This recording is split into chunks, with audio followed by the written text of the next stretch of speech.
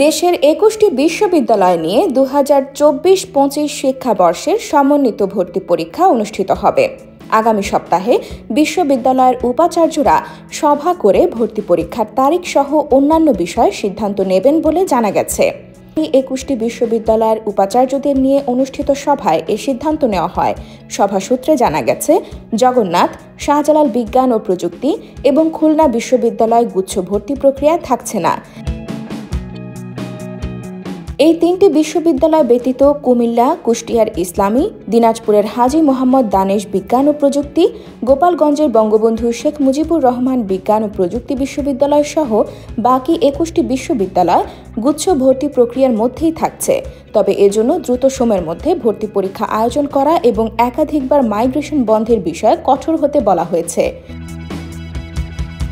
গুচ্ছে থাকার বিষয়ে জানতে চাইলে কুমিল্লা বিশ্ববিদ্যালয়ের উপাচার্য অধ্যাপক doctor Mohammad Haider Ali the daily ক্যাম্পাসকে বলেন, শিক্ষা উপদেষ্টার অনুরোধের কারণে আমরা এবারের মতো গুচ্ছ ভর্তি পরীক্ষায় অংশগ্রহণ করব।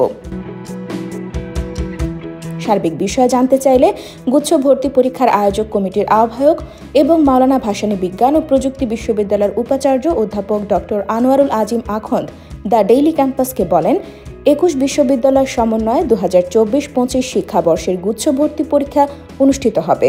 খুব অল্প সময়ের ব্যবধানে সভা করে ভর্তি পরীক্ষার তারিখ, পরীক্ষার পদ্ধতি এবং অন্যান্য বিষয়ে সিদ্ধান্ত নেওয়া হবে।